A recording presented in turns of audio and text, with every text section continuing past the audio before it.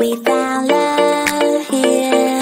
Together we will shine, but we know we're running out of time, 'cause we met like strangers in the night. Don't tell me it's over now. You got that something in the way you smile. I see that sparklights in your dark blue eyes, so I can't let you go without telling you this now. I wanna see you again. I could travel 1,000 miles just to feel your arms around me. I could travel 1,000 miles just to feel your arms around me. I will give my love to you, but will I see you when I get there? I could travel 1,000 miles just to feel your arms around me.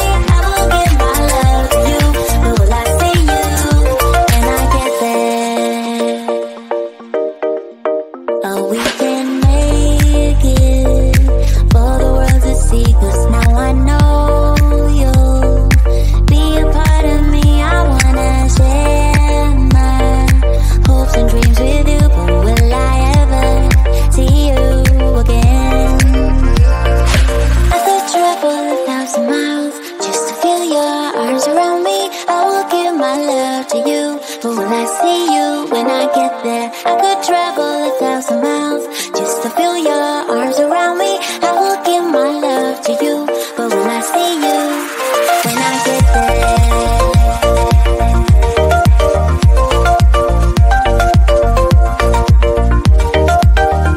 When I get there.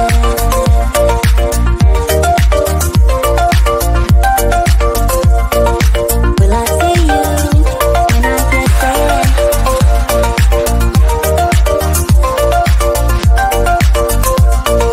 Will I see you when I get there?